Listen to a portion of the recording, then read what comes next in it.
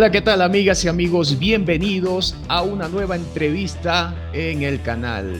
Hoy quiero presentarles a un casi tocayo, Edwin Chávez o Edwin Jaguar, como también se le conoce, o también se le conoce como Disfrazaurio. Bienvenido al arte de Edwin.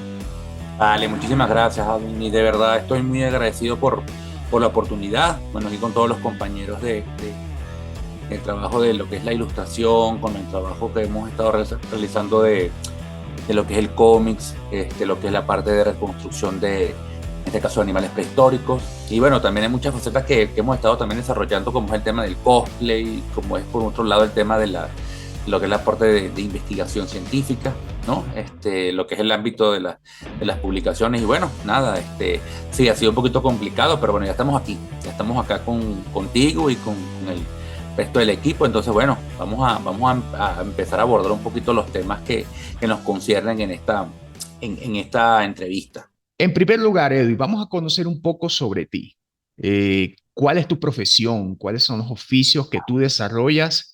Que son varios, por lo que ya has comentado. Háblanos un poquito de cómo has desarrollado tu carrera profesional.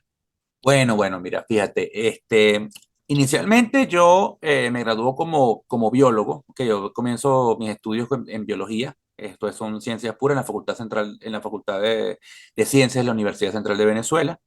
Mi título como tal es licenciado en biología y eso es el componente de investigación. También desarrollo un componente docente, que en realidad es un programa cooperativo de formación docente, al cual tiene opción los investigadores, en este caso lo que estudian ciencias puras, tienen la opción de hacer este componente donde tú haces, o sea, es decir, ves varias materias, sales como licenciado en educación, mención biología o mención, por ejemplo, química o matemática, dependiendo, ¿no? De tu carrera, ¿ok? De tu formación dentro de la Facultad de Ciencias, o sea, de tu profesión final. Y bueno, y con esa especialización tú puedes también, por supuesto, ejercer lo que es la parte de la docencia a nivel de bachillerato, ¿ok? De lo que es, la tenés, vamos a decir, digamos en forma así, la licencia para poder dar clases. No es que los investigadores nos puedan dar clases, o sea, no puedan ser docentes, pueden ser docentes a nivel universitario, pero generalmente necesitan un componente o un curso adicional, ¿verdad? Que los capacite ante lo que es el Ministerio de Educación. Ok, pero son cuestiones así puntuales. Tuve la oportunidad también cercana a esa fecha, yo me gradué como biólogo en el 2006, como educador, bueno, como licenciado en educación, mención biología en el 2008.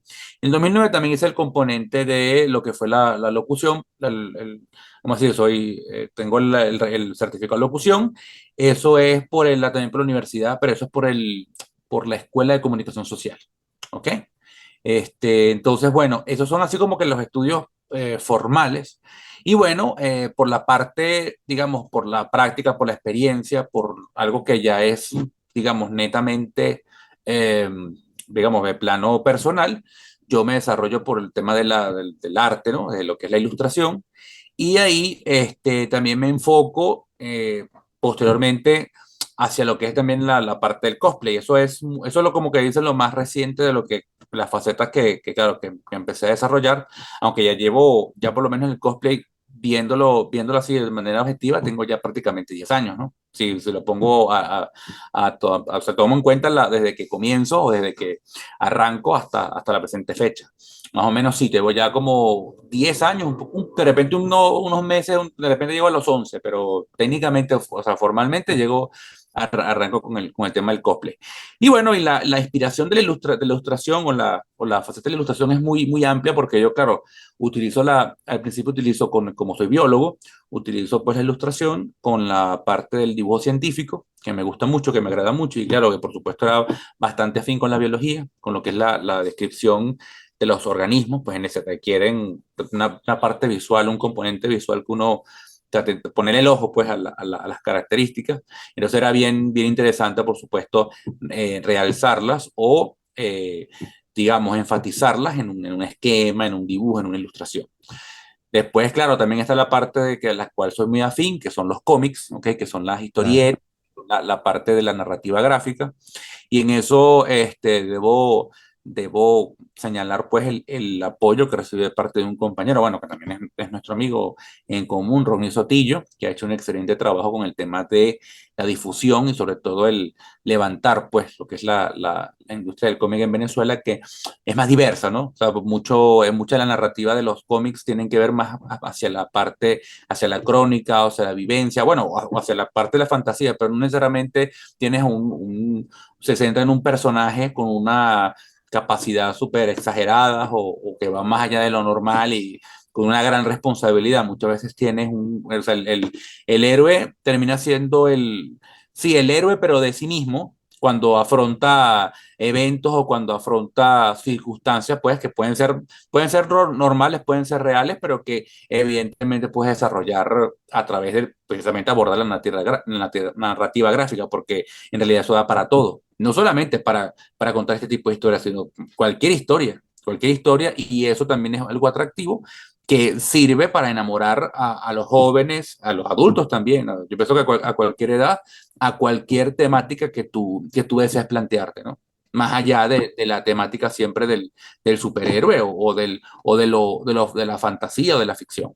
Un currículo bastante extenso y nos muestra tu preparación y evidencia todo lo que en las redes sociales tú compartes, porque al ver que tú en cada momento colocas, no, vamos a estar en tal sitio hablando de estos temas, muestras tus dibujos, muestras tus personajes de cosplay, que son muy interesantes y de lo que vamos también a hablar más adelante. Claro. Denota que tienes una amplia preparación en cada una de estas áreas. Bien, pero el tema central de lo que vamos a tocar acá tiene que ver con el área de los dinosaurios, la paleontología.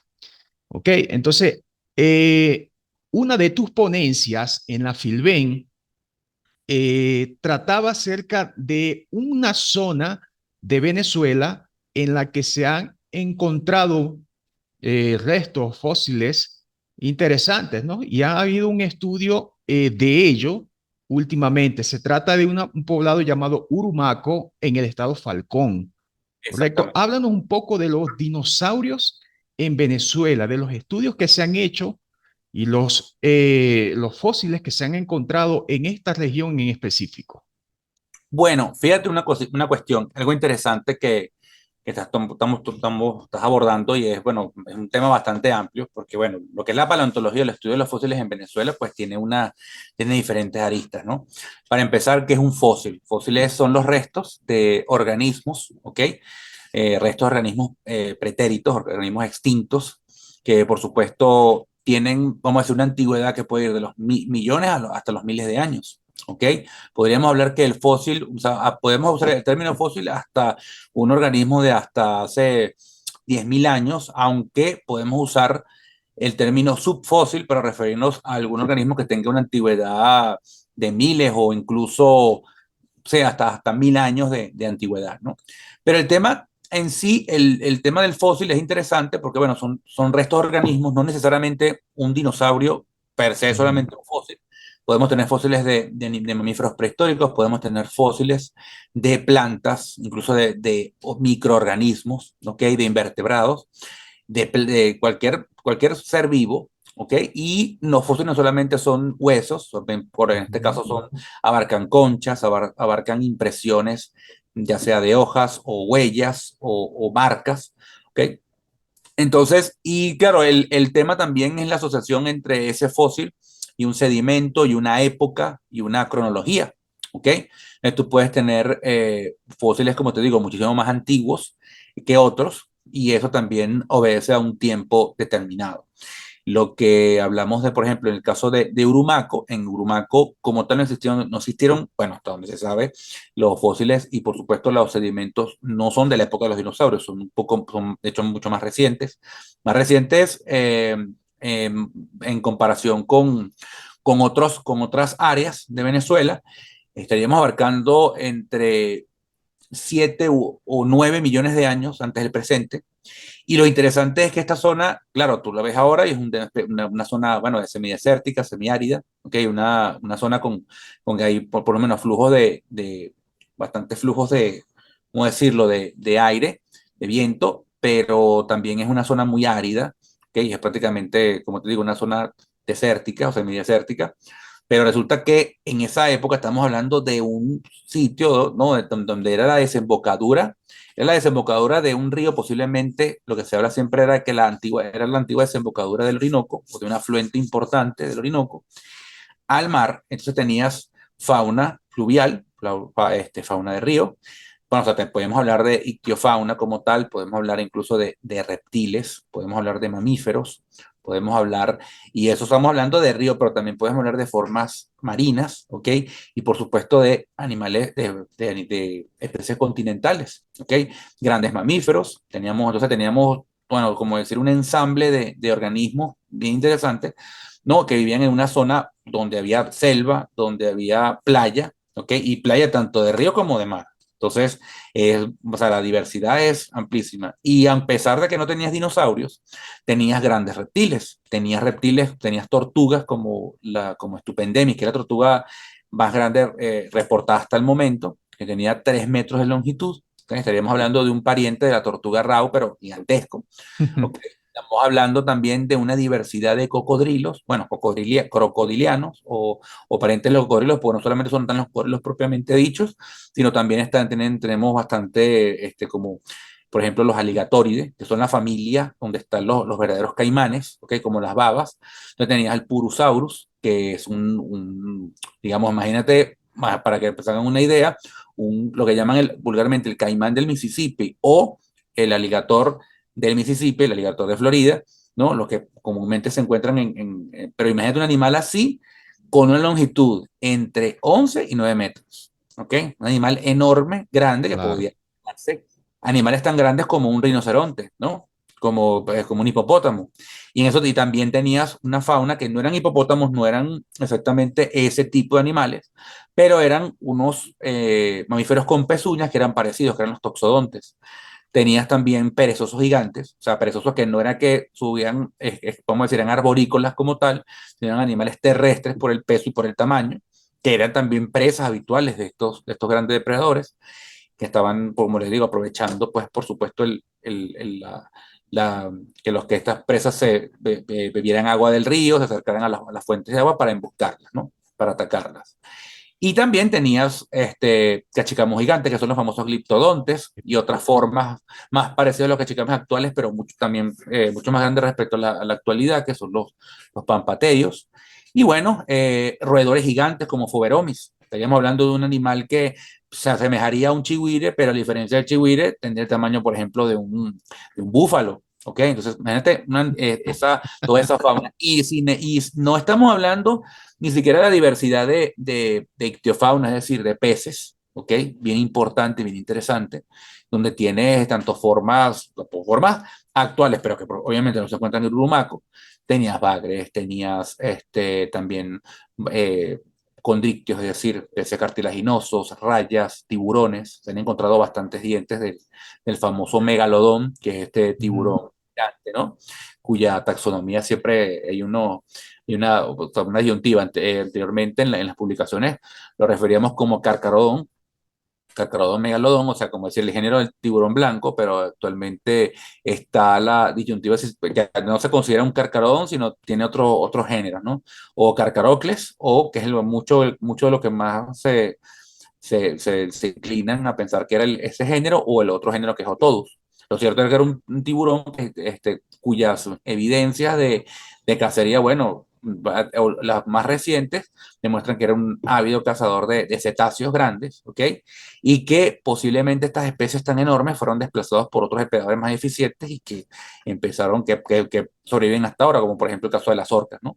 Ujú. Las famosas ballenas, que en realidad son los delfines más grandes, las ballenas asesinas, entre comillas, que son depredadores bueno, que son más eficientes y que cazan en grupo. Por cierto, hace poquito estamos proyectando lo que es la página del Museo Paleontológico Urumaco, que es la institución que se está encargando, por supuesto, de lo que es la descripción y todo lo que es el tema del material a nivel divulgativo. Ese museo, por supuesto, tiene bastante tiempo ya. Y a la cabeza, uno de los investigadores en el área de paleontología, el mismo Rodolfo Sánchez, que es un ingeniero geólogo que se ha encontrado toda la vida en Falcón. O sea, aparte de ser vaquiano, pues conoce perfectamente lo que es la geología del sitio. Está su hijo recibe el apoyo de la Universidad de Zurich, donde están paleontólogos destacados como Jorge Carrillo, como el doctor Marcelo Sánchez, y también por Brasil, bueno, y que anteriormente fue director del Museo Paleontológico, bueno, y el Museo de Ciencias.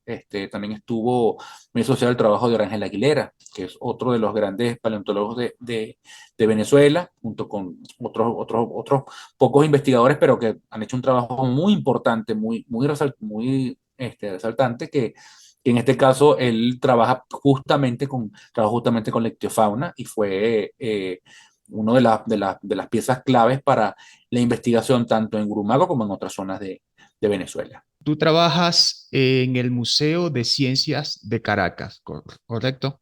¿Cuáles son las otras instituciones, o aparte de esta, que se encargan de hacer estos estudios en Venezuela? Bueno, fíjate, bien interesante. Bueno, como les digo, está el Museo Paleontológico de Urumaco, que ya hablamos un poquito de su historia. Está también, por supuesto, el Instituto Venezolano de Investigaciones Científicas, donde está vamos a decir, lo que es la parte de investigación de paleontología de vertebrados. Eso está, hay dos líneas, porque hay una que está en el Centro de Ecología, liderada por el doctor Ascanio Rincón, y también está lo que es la parte del Centro de Antropología, donde está el investigador Arturo Jaimes. Arturo Jaimes hace poco sacó un trabajo junto con otros compañeros, junto con Recarrillo, con el doctor Carlini, Alfredo Carlini, que es un doctor, también un paleontólogo, pero argentino, de la Universidad de La Plata. Con su equipo, ellos describieron algo bien interesante, que es la posibilidad de cacería, o sea, vamos a decir, una interacción que sugiere la posible cacería de animales, en este caso de megamamíferos. Estamos hablando específicamente de gliptodontes o de armadillos gigantes, por parte de los primeros pobladores. O sea, estamos hablando de los primeros pobladores del norte de Sudamérica, específicamente esas evidencias son de Venezuela, ¿ok? Claro. Y lo interesante es que se encuentra en este estudio unos impactos los cráneos de estos ejemplares, de ciertas especies de gliptodonte, referido como gliptoteriums o gliptoterios, que literalmente ese nombre significa algo así como bestias de piedra, por el tema Ujú. de la dentición, que era bastante particular. Y bueno, aparte, la dentición también eran animales acorazados, entonces el nombre les viene bien.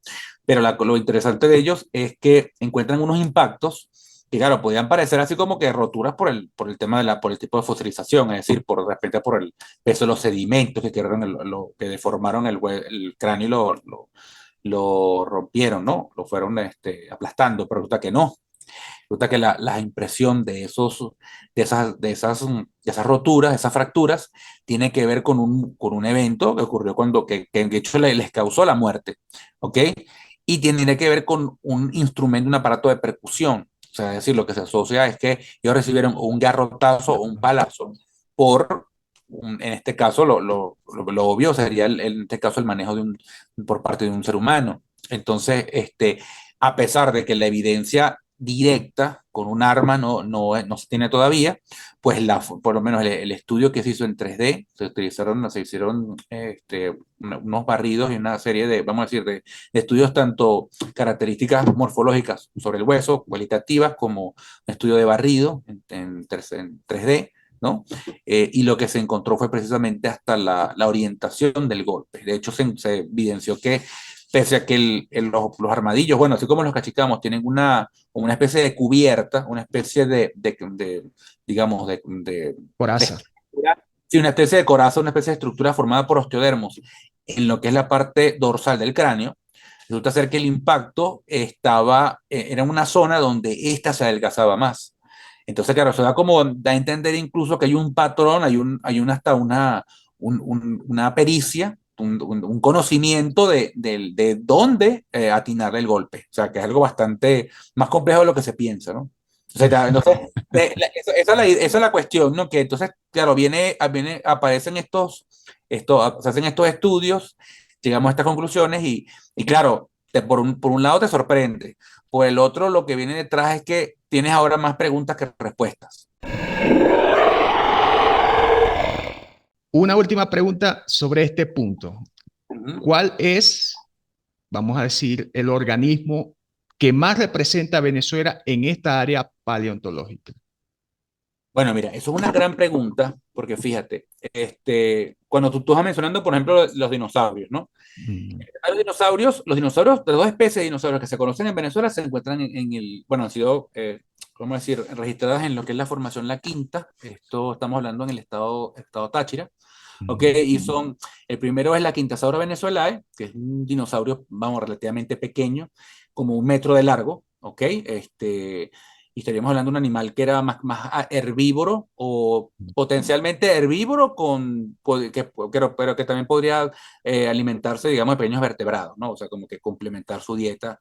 Y era un animal que aparentemente vivía en grupos. Se sabe, o sea, se supone porque se han encontrado más de un individuo vamos a decir, bajo circunstancias que conducen a pensar de que hubo eventos catastróficos que condujeron a la muerte de varios ejemplares que estaban juntos, ¿no? Por otro lado, está también Tachiraptor admirabilis, que es la otra especie. Esta es una especie de terópodo, de carnívoro, que a pesar de su nombre, no está directamente asociado con los velociraptores o con los dromeosaurios, ¿no? Los famosos raptores de las películas, bueno, las películas de Parque Jurásico. En realidad era un animal, un carnívoro basal, o sea, uno de los, vamos a decir, los primeros grupos, porque esto que se sitúan hace 200 millones de años. O sea, imagínate, desde los 9 millones de años que estamos hablando de Burumaco, nos lanzamos hasta lo que lo que vendría siendo el arribo de los dinosaurios, de la diversidad de dinosaurios. Y en Venezuela, pues claro, tiene un gran impacto porque la mayor parte de la tierra firme en esa época estaba sumergida. O sea, lo que encuentras durante el Jurásico y más que todo en el Cretácico, ya para el Cretácico, que viene siendo como el último periodo de la era mesozoica de los dinosaurios, ¿no? Hasta los últimos 65 millones de años cuando ellos se extinguen, pero antes de eso lo que encuentras es una zona que más que todo estaba sumergida, lo que encuentras más que todo es fauna marina, grandes reptiles acuáticos. Okay. O sea, dinosaurios casi no consigues. Y estos dos dinosaurios lo que demuestran es que habían tierra continental o posiblemente tierra insular, o sea, es decir, eran islas, archipiélagos que estaban asociados de repente a una costa incipiente. Y por supuesto eran una fauna importante e interesante porque son como que vamos a decir, los ancestros de varios grupos que luego se divergen. El Triceratops está más asociado con otra familia, que es la familia donde también está el famoso Dilophosaurio, que es ese que representan en las películas con la cresta, que no era que la tenía una cresta en el cuello que bota veneno, ¿no? En el Parque Jurásico. En realidad eso es una licencia artística, eso también es importante también hablar del paleoarte. Todo el paleoarte lo puedes utilizar para reconstruir animales realistas, o sea, va a ser una representación realista, pero también lo puedes utilizar por una representación, digamos, con fines comerciales o con fines, digamos, fantásticos, porque la parte también que te interesa es el entretenimiento. Y eso tal cual es paleoarte, solamente que ya enfocado a la parte de la ficción, ¿no? Entonces, bueno, esos son, como decir, los dinosaurios más representativos, bueno, menos en Venezuela, porque son los únicos que se han encontrado, pero también son emblemáticos, pues, de los sitios donde han sido ubicados. Y de animales, digamos, de lo que más se encuentra, lo más común, bueno, te diría, en este caso, los sedimentos del Cuaternario tienen en Venezuela, abarcan un área de prácticamente el 45%. Estamos así cercanos como a la mitad. Y es muy común encontrar restos fósiles de grandes mamíferos, como estos perezosos gigantes e incluso proboscidios, parientes de los elefantes. Estamos hablando de los gonfoterios, que son llamados mastodontes, ¿no? Entonces, claro, tienes como unas referencias muy, muy puntuales. Por ese lado tienes los dinosaurios, por otro lado tienes los mamíferos, los colosos de la era del hielo.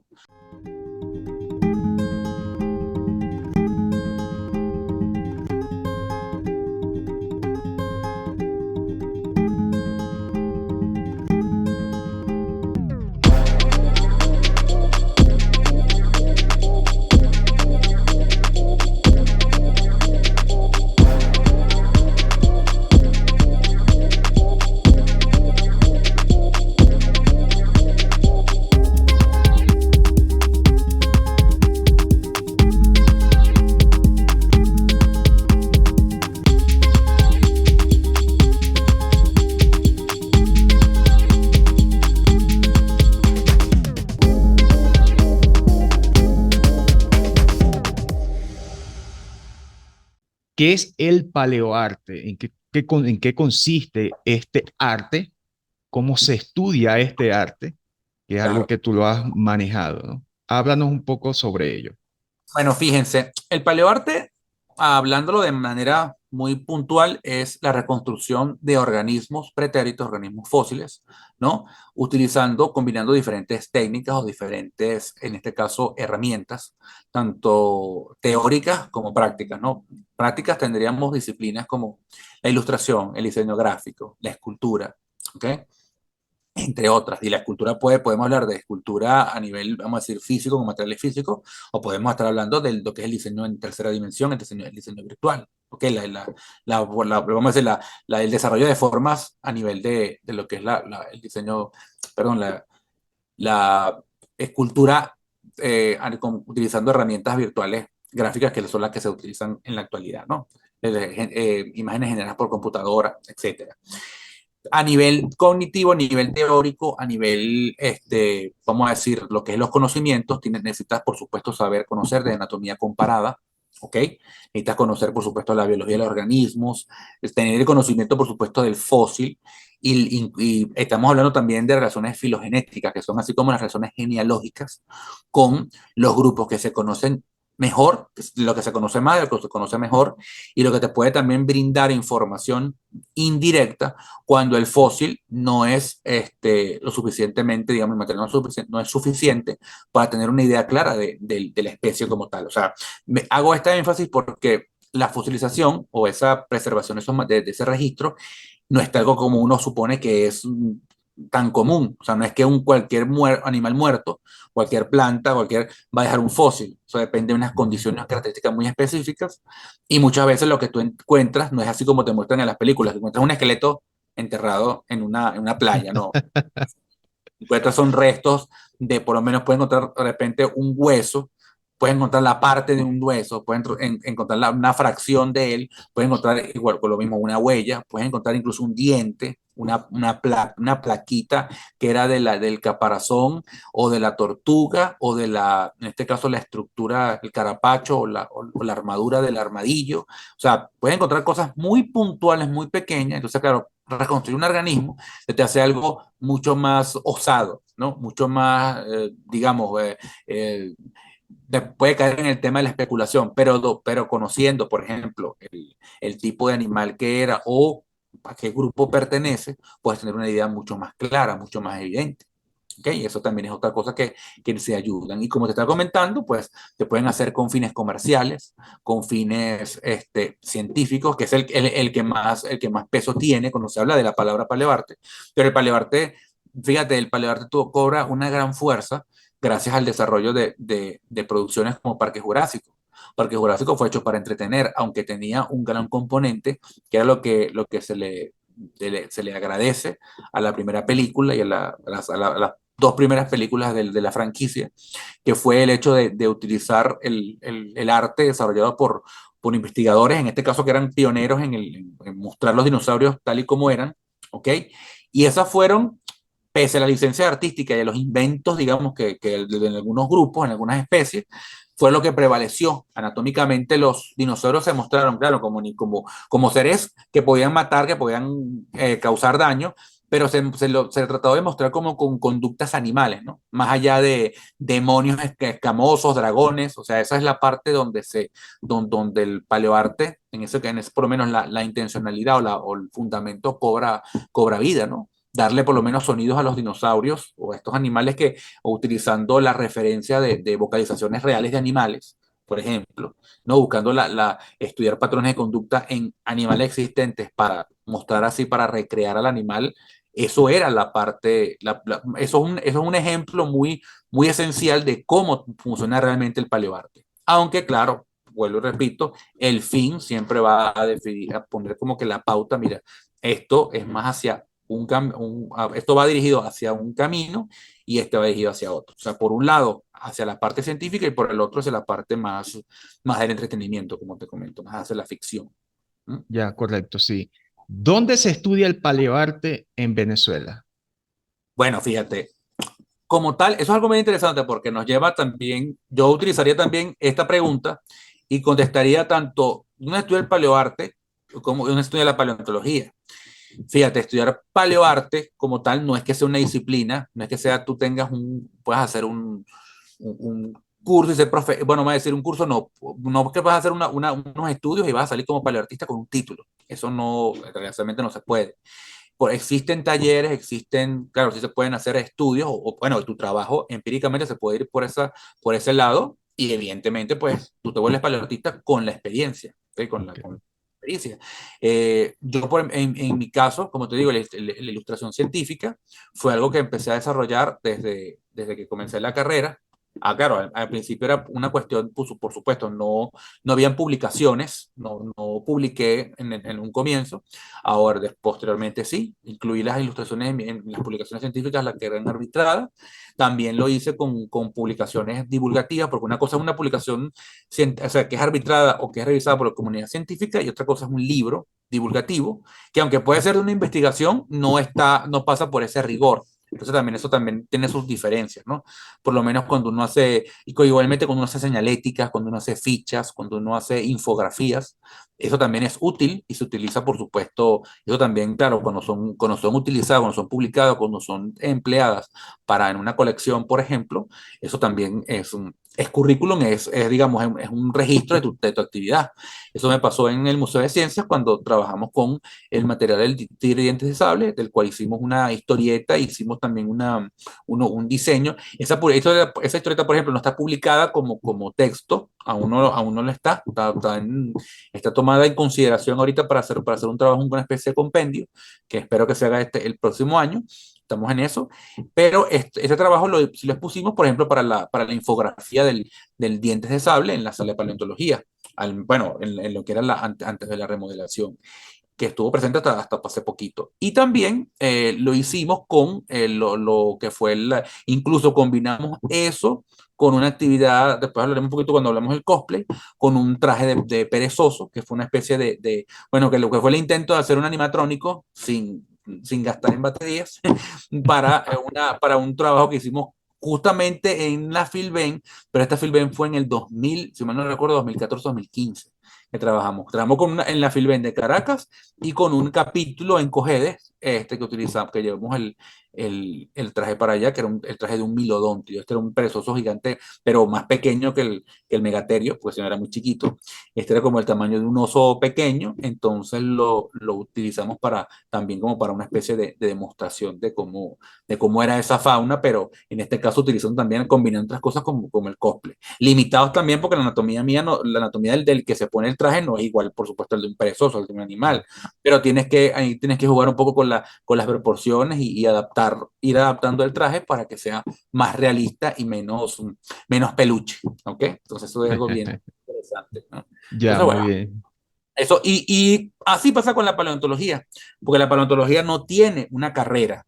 O sea, no hay no es que sale licenciado en paleontología. Tú tienes que ser o un biólogo que estudia Ujú. geología, que combina conocimientos de la geología, o irte por ingeniería geológica, o sea, ser ingeniero geólogo y complementar la información que tienes del componente geológico con el componente biológico. Es decir, bueno, formarte en ciencias naturales, en biología, y complementar esa parte que no tiene, esa formación que te falta para entonces ser o un geólogo que sabe mucho de biología, o un biólogo que sabe mucho de geología. Y eso, en resumidas cuentas, es la base de ser un paleontólogo. Ya de ahí lo que tienes es que enfocarte en el grupo, especializarte ya a nivel de trabajo, publicando, desarrollando trabajos relacionados con el tema, por supuesto describiendo, en este caso piezas, describiendo organismos, y allí es donde por supuesto se hace la carrera, o sea, ahí es donde se va haciendo la carrera de paleontólogo. Un punto referente a esta parte del paleoarte. Ujú. Recientemente, bueno, vamos a iniciar primero con un cómic que tú desarrollaste llamado El abismo bajo la piedra del medio. Háblanos un poquito de qué va este pequeño cómic de pocas páginas. Sí, mira, estos cómics, este cómic yo lo había postulado inicialmente sin mucho éxito por lo que fue un concurso del Premio La Rana hace unos años. No tuvo vamos a decir, eco, pero después lo trabajé, como decir, como una publicación virtual y también está siendo considerado para hacer lo que es la publicación formal, ¿ok? Que es lo que quiero lograr. Entonces tenemos ahorita el apoyo de Fundambiente para lograr ese trabajo. Fundambiente es una fundación de educación ambiental que se encuentra, que forma parte del Ministerio de Ecosocialismo, el MINEC. Entonces, ellos nos han propuesto la posibilidad de sacarla junto con el compendio, como te está diciendo, en el cual está incluido el cómic. Y ese cómic es bien interesante porque él aborda lo que le llama el tema de la crónica. Como le estaba diciendo, no solamente uno habla de cómics para hablar de superhéroes. En este caso, utilizamos el cómics para narrar la historia de una leyenda, que es una leyenda prácticamente muy parecida a la de la Hidra o a la de Escila, de estos monstruos mitológicos, bueno, mitológicos griegos, pero es la versión venezolana, porque resulta ser que en Bolívar, entre Bolívar y si mal no recuerdo, en Cetro, en Bolívar Azuategui, hasta que pasa el Orinoco, y es lo que llama, y frente, lo que viene estando, vamos a decir, como decirte enfrente de Ciudad Bolívar, se encuentra la Piedra del Medio, que lo llaman el Orinocómetro. Eso es una formación rocosa, ¿ok? Que suele quedar totalmente sumergida, quiero decir, cuando vamos a decir, el cauce del río aumenta por las lluvias, ¿no? Y por la época lluviosa. Pero lo interesante de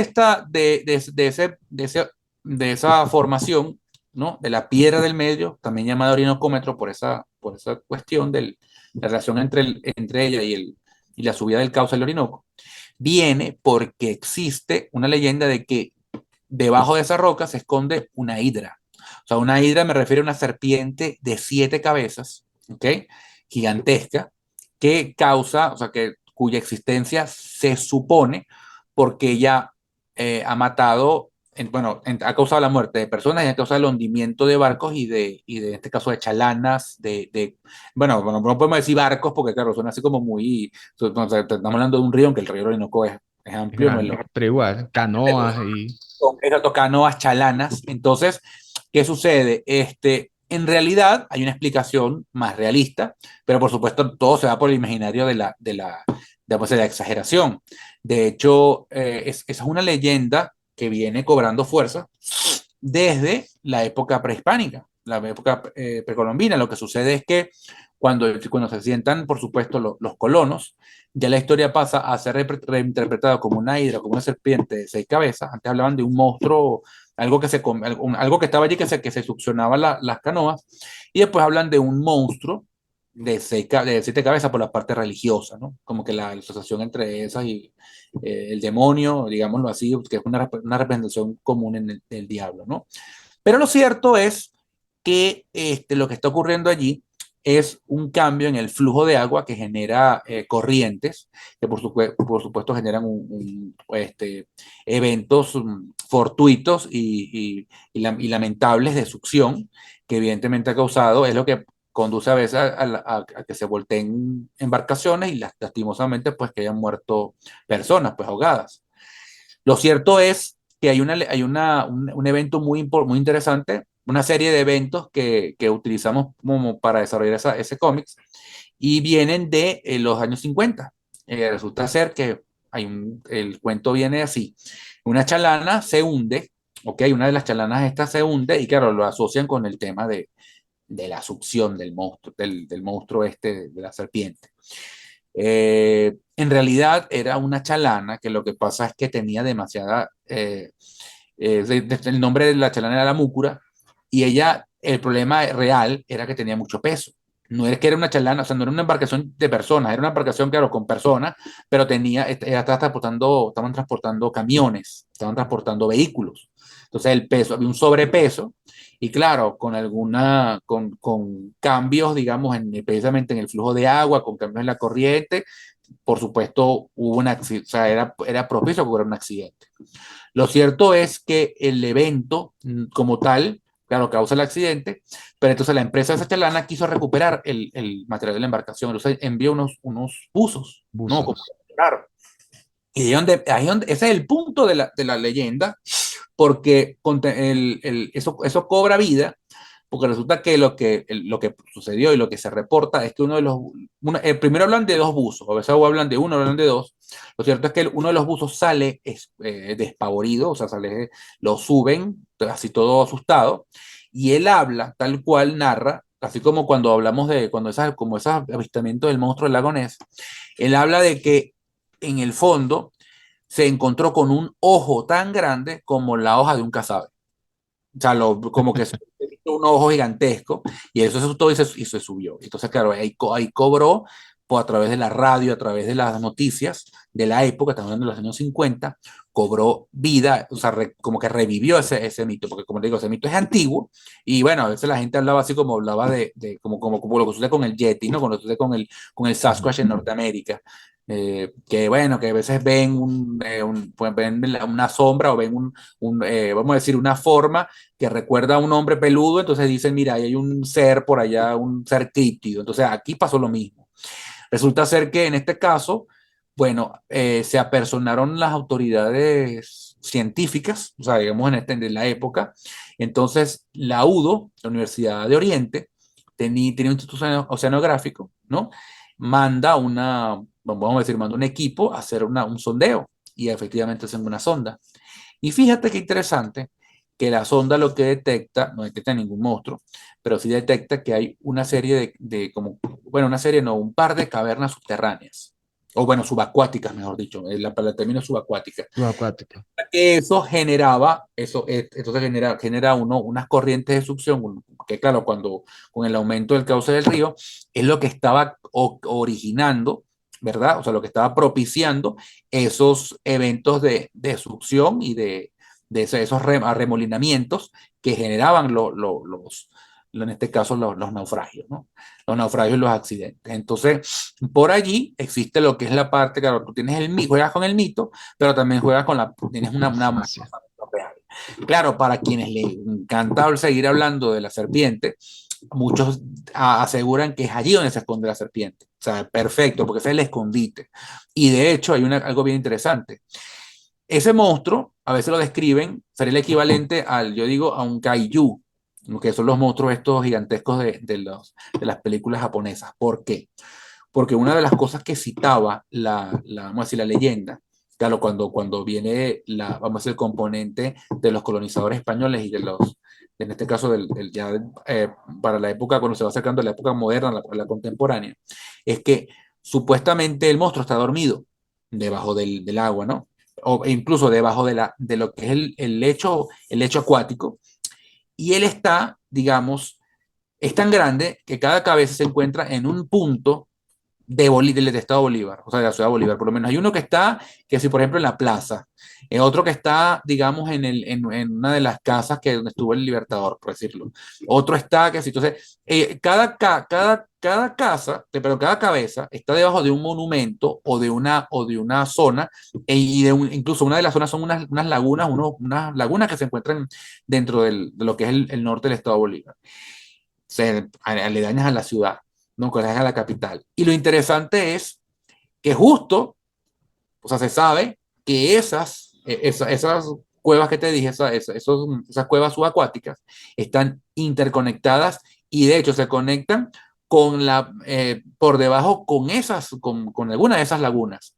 Entonces lo interesante es que, claro, que por ahí cobra más fuerza el mito de que ahí hay algo que permanece oculto y que en algún momento se va a despertar y va a causar todo un apocalipsis en el estado. Bueno, y toda Venezuela es porque el bicho es tan grande que, bueno, que de repente abarcaría todo. De hecho, esa historia catastrófica habla de que es cuando la piedra del medio o la formación rocosa quede totalmente sumergida que el monstruo despierta. Entonces, claro, la visión así es precisamente las cabezas, así vamos a decir, los tentáculos, o mejor dicho, bueno, los tentáculos si fuese un pulpo gigante, pero en este caso una hidra, te imaginas la cabeza así del animal gigantesco emergiendo, ¿no? así como esto, como en estas últimas escenas de God of War Ragnarok, y que ves la cabeza así gigante, pero entonces no son una cabeza, sino son siete cabezas emergiendo y llevándose todo, moviendo montañas, destrozando, ya, generando el caos, pues y la gente corriendo, ¡ay, auxilio! Sí, un Leviatán ahí. Entonces son cosas así claro, que son perfectas, digamos, para utilizarlas en un cómics o en una historia donde puedas meter ilustraciones o puedas incluso generar hasta, quién sabe, un producto más. Yo digo que en un futuro pues, cabría perfecto para hacer quizás hasta una película, así sea Claro. animada. Son cosas que se pueden de verdad explotar de muchas maneras. Sí, eso es parte de nuestras leyendas y que se presta para hacer una buena historia fantástica con todas estas cosas. Poco conocida, pero que esa era la idea, que se diera a conocer porque es bien interesante Por supuesto, que abarca muchas cosas y que si tú la quieres usar para lo que sea, pues la puedes explotar. Entonces claro que sí. A mí me gustó bastante. Y el estilo de dibujo tuyo es muy particular porque es bastante detallado.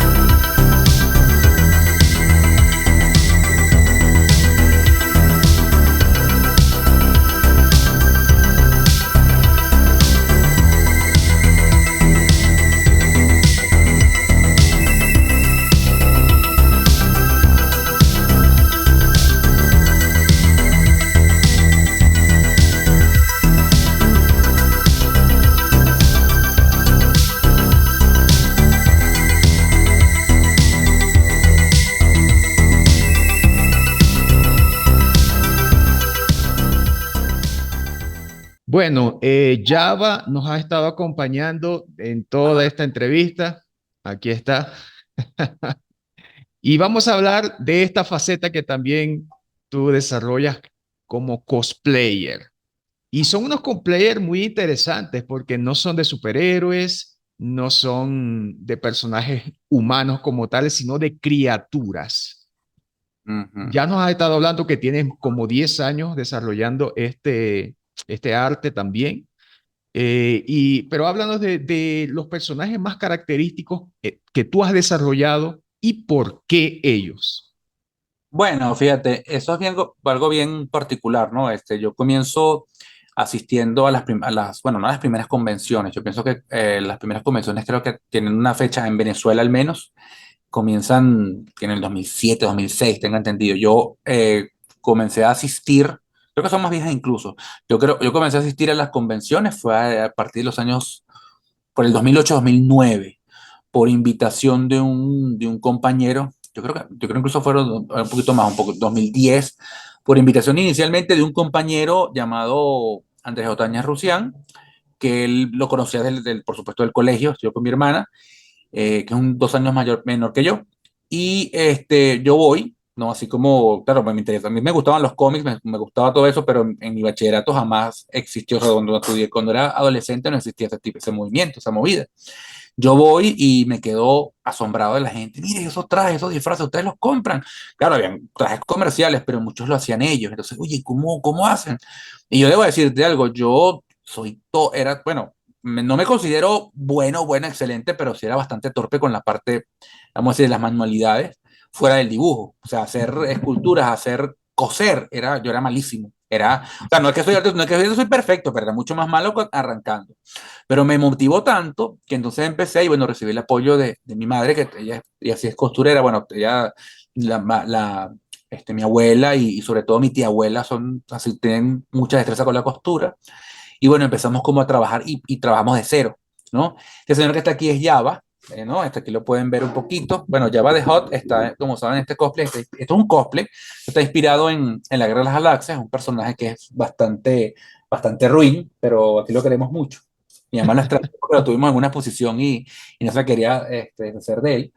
Bueno, la cuestión es que este traje nos trajo mucho, el traje nos trajo muchos problemas al principio, sobre todo porque el material con lo que lo hicimos no es precisamente convencional. Esto es un monstruo que cuando se hace cuando la película original es un monstruo hecho de látex, ¿no? Es una super marioneta, es un animatrónico manejado por 6 personas. Y ahora, ¿cómo reduces eso a hacerlo que lo haga una sola persona y que la persona se lo ponga? Ajá, ¿y cómo es el material? Bueno, esto que ustedes ven acá es tapicería.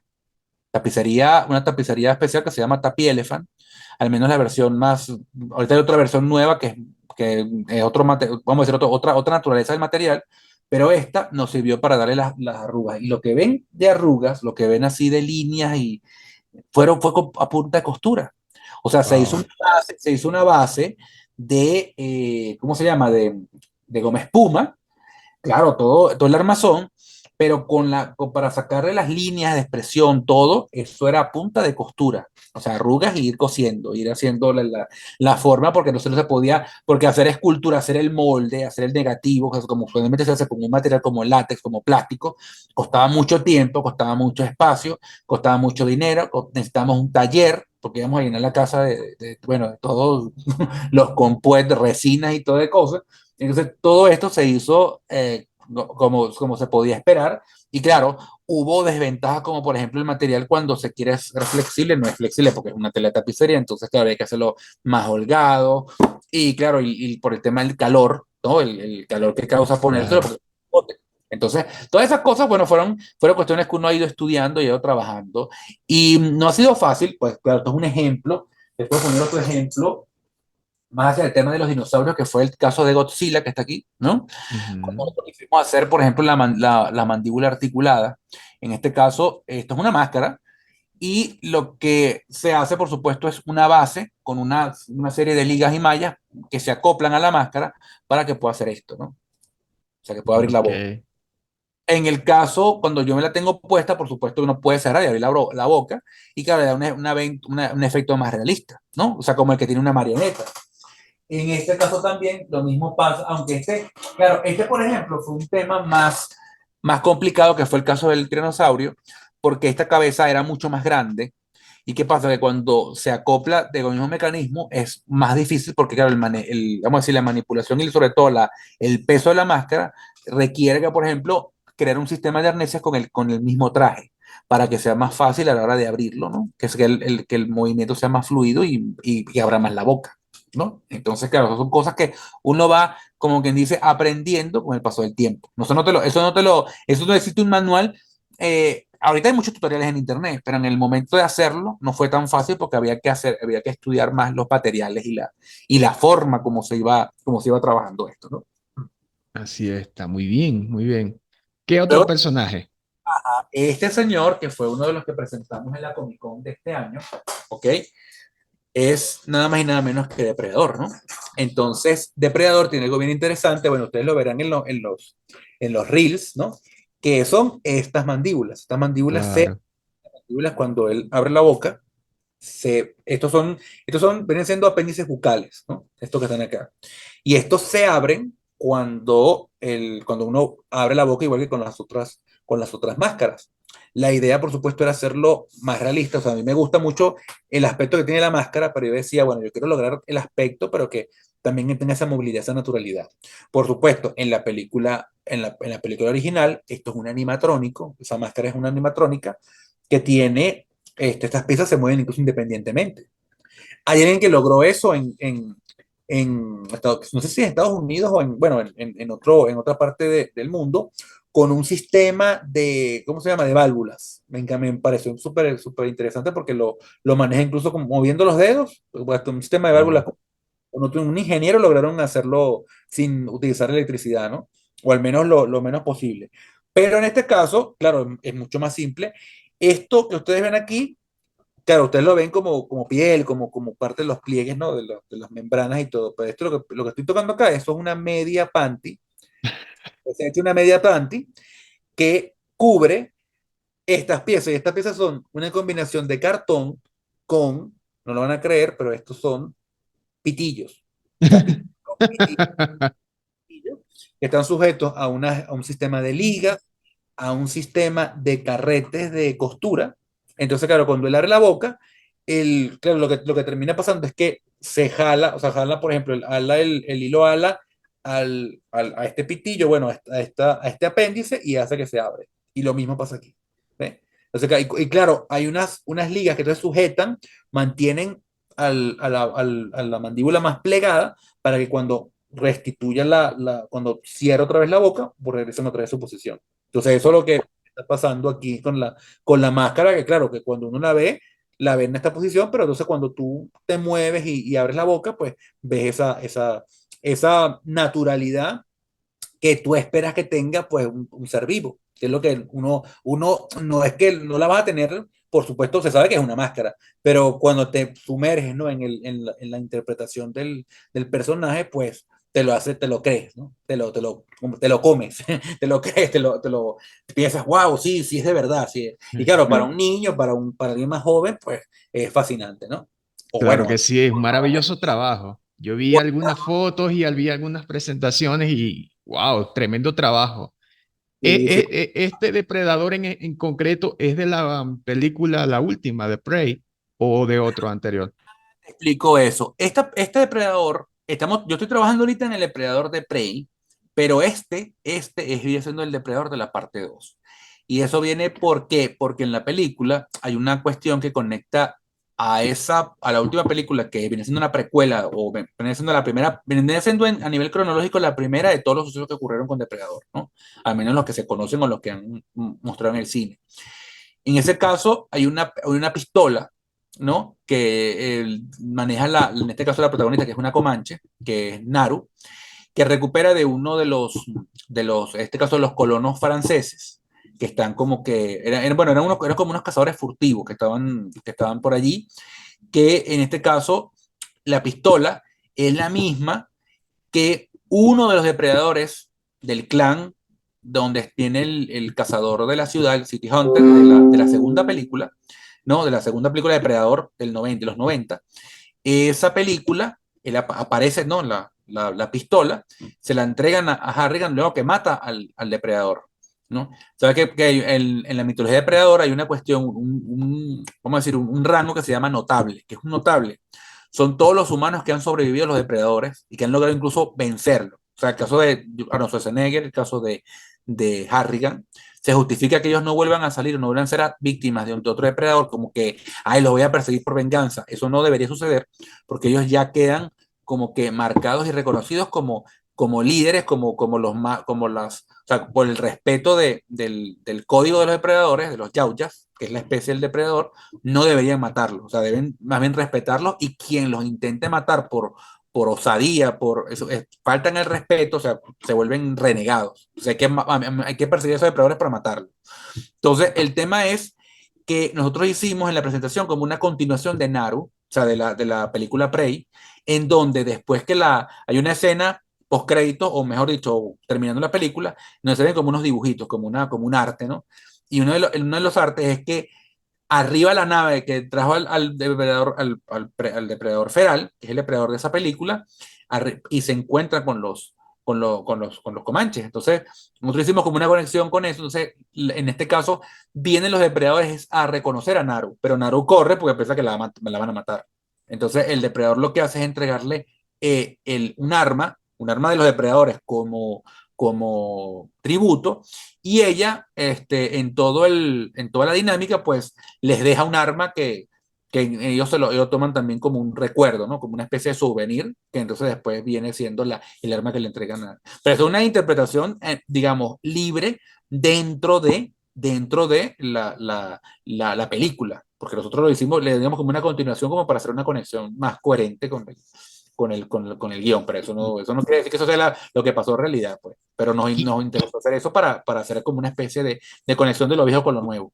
ya, Ujú. ¿cuál es el nombre de la chica que interpretó a Naru en tu presentación? Voy a contar. Ella bueno, y ahorita es mi novia, se llama Carla Ajá. Páez, y está trabajando con el Sistema Nacional de Museos, ¿ok? Ella también está iniciándose con el tema del cosplay, y bueno, le gusta muchísimo, le gustó muchísimo la película, le pareció bien interesante. Mira, vamos a hacer, entonces ella fue la que me sugirió hacer la presentación o sea, hacerlo a modo de presentación. Yo el Depredador lo había trabajado anteriormente, lo había comenzado a trabajar, fíjate, claro, por el tiempo 2017, 2018, ¿no? Por el tema de otros concursos, Pero lo que sucede es que, claro, yo el trabajo pues se me hizo muy cuesta arriba, porque solamente sacar la cabeza el del depredador era un tema, o sea, un tema complejo, ¿no? O sea, realizar el mecanismo. Aparte que donde tú ves la máscara tiene materiales así de reciclaje, o sea, todo es que sí, cartón, papel maché, esta tela, ¿ok? Esta tela de tapicería. Entonces, claro, la idea era como que, bueno, vamos a trabajarlo, vamos a trabajar vamos a desarrollar esto mejor. Y bueno, Carla se animó muchísimo.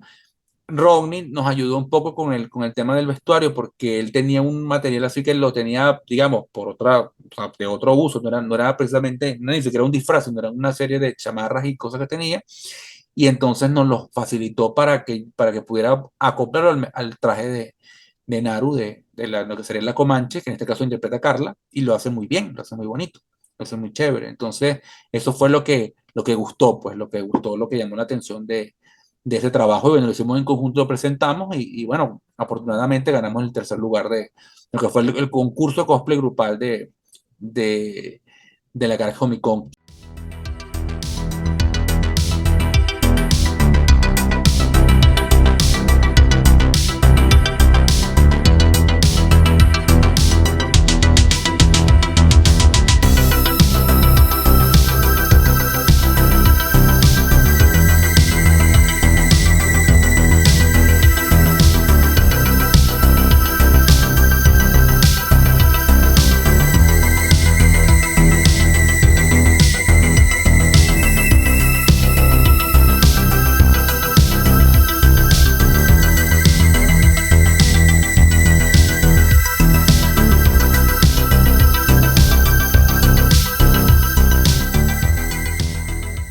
Bueno, ya para ir finalizando, Edwin, ¿en qué estás trabajando actualmente en varios ámbitos?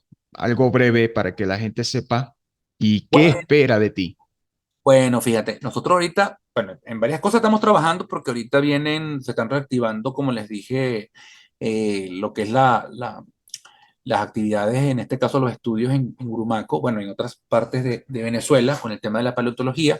De hecho, le estaba comentando, bueno, va a ser así como una breve cuña.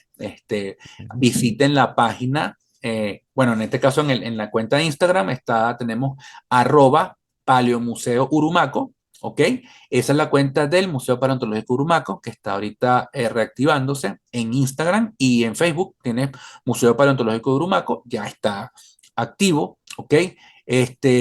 Vamos a comenzar, por supuesto, a reportar allá los estudios, los avances que estamos haciendo. Claro, yo por lo menos estoy desarrollando lo que es el posgrado en la Universidad Popular del Ambiente, Fruto Vivas, en el MINEC, que ya había hablado del Ministerio de Ecosocialismo. Y bueno, estamos enfocándonos también en eso. Vienen unas publicaciones de Fondo Ambiente, vienen también otros proyectos, y también quería hablarles de un taller de paleoarte que vamos a dictar por el Sistema Nacional de Museos. La primera opción fue hacerla virtual, pero en esta oportunidad se va a hacer mixto, se va a ofrecer como, vamos a decir, un taller que va a ser tanto presencial como virtual. La idea precisamente es hacerlo de esa manera, para los que puedan estar en Caracas se puedan inscribir, y los que estén en el interior pues se puedan inscribir también y lo puedan ver, ya sea con clases pregrabadas o clases, vamos a decirlo, en tiempo real. ¿No? La idea es, vamos a decir, cubrir todos los flancos. Vienen otras cosas también, como les digo, de trabajos de proyectos de publicaciones. Y bueno, de cosplay también vienen otras cosas bien interesantes que vamos a tratar de combinar. En la Filben nos dejó buen sabor de boca. Todavía hablar un poquito así, repito, de la Filben. Bueno, pudimos presentar, como tú mismo lo dijiste, tuvimos varias ponencias, entre ellas la publicación de un libro, bueno, la republicación de un libro que fue una versión actualizada de un trabajo que había hecho, que quería que fuera la tesis, en un principio la tesis doctoral, pero no se pudo por razones que, bueno, ajenas a mi voluntad. Se pudo formar como se pudo, materializar como un libro, que lo vamos a tener también en versión virtual. De hecho, ya está disponible, y también lo vamos a tener en físico. Estamos esperando, por supuesto, el primer tiraje, que se espera que sea para para el primer trimestre, que se complete en el primer trimestre, y tendremos unos ejemplares que oportunamente también avisaremos, mira, están a la venta. Algunos serán, por supuesto, donados a las instituciones participantes. Tenemos el Museo de Ciencia, tenemos la Dirección General de Diversidad Biológica, que ayudó muchísimo. Y bueno, estaremos ahí pendientes pues de todos estos movimientos que lo estaremos informando a la brevedad apenas tengamos la noticia. Si la gente quiere tener algún tipo de taller, algún tipo de ponencia, ¿tú ofreces este servicio o por algún grupo se pueden contactar contigo? Claro, claro, claro. Me pueden contactar directamente, ¿ok? A través de mis redes sociales, a través, bueno, yo creo que se las he dado, creo que está @disfrazaurio, ese es el Instagram, ¿ok? También tengo el correo, bueno, correo electrónico, disfrazaurio@gmail.com, ¿ok? Es la misma palabra, pero con el arroba y, por supuesto, el correo es Gmail. También tenemos por el Facebook, también existe la página Disfrazadores por Facebook, también se pueden comunicar por allí.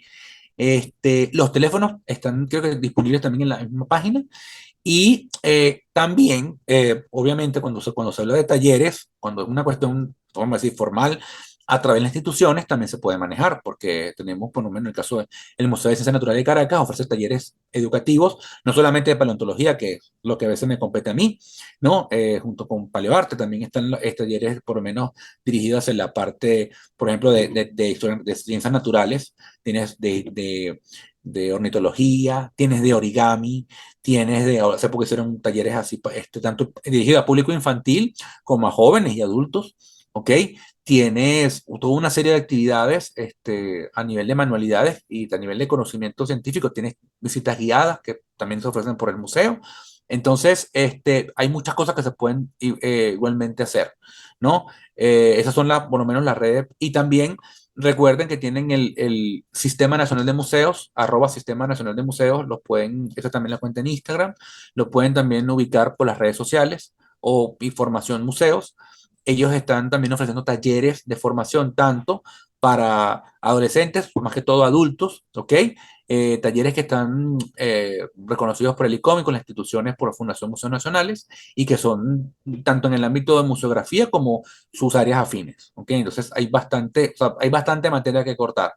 Y si les hablé de PANA, del grupo de programas Amigos del Noveno Arte, métanse en la página de Amigos del Noveno Arte, @Amigos del Noveno Arte, también van a encontrar talleres, diplomados por Fundación Cultura Chacao. También van a encontrar los talleres, los diplomados, que eso lo están publicando constantemente.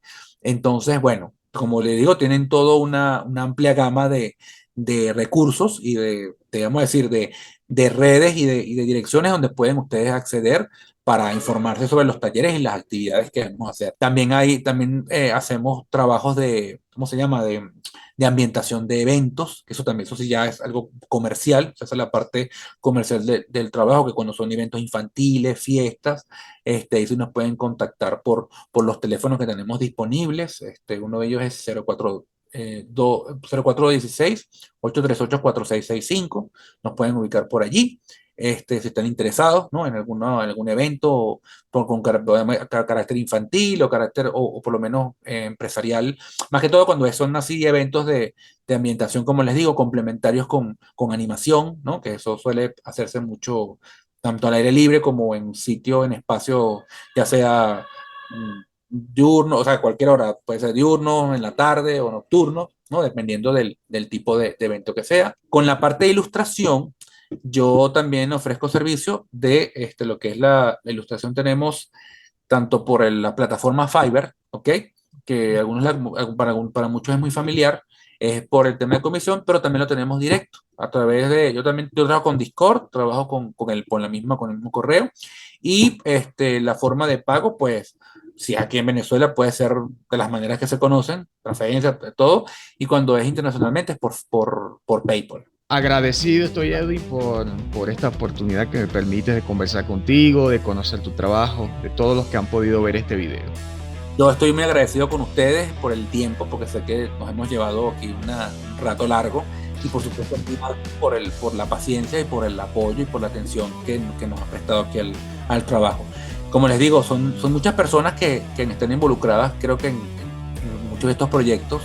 Es decir, mucha gente en el camino te ha ayudado. Entonces uno tiene que, por supuesto, rendir de alguna manera un homenaje a eso, un reconocimiento, y eso es lo más importante, lo que queda, ¿okay? O sea, entender que tú no estás solo, que tú le debes cuentas a otras personas, esas personas también colaboran, tú también les colaboras a ellos, y bueno, esa es la idea, ¿no? Poder hacer algo por los demás y que eso quede como una especie de, que quede como que eso sea parte del legado que dejas una vez que te vas, ¿no? Eso es lo bonito, eso es lo que creo que es lo más importante. No necesariamente que te mueras, sino que de repente te mudes o te vayas por otro sitio, claro, porque a veces uno dice así, a veces queda como muy dramático, pero no, o sea, uno a veces cambia de sitio, uno cambia de momento, si tú estás trabajando aquí, después ya tienes que ir, viene otra persona, pero entonces parte de ese trabajo queda y entonces las otras personas lo pueden continuar. Eso creo que es lo más importante, darle también continuidad a las cosas, porque a veces creo que nosotros muchas cosas como que estamos como que arrancando y de repente y nos vamos y se quedan ahí. Entonces la idea es eso, darle continuidad, tanto para que uno le dé continuidad como para que los que vienen puedan seguir trabajando. Eso creo que es lo más importante, lo más interesante. Así es. Bueno, después de este mensaje bonito de ánimo para todos, nos despedimos. Agradecidos por ver este video. Gracias, Edwin, nuevamente. Esperamos ver más de tu trabajo en tus redes sociales y, bueno, esperando que también nos conozcamos en presencia. Por supuesto. Por supuesto que sí. Gracias por el espacio, gracias a todos y bueno, un fuerte abrazo. En serio. Chao.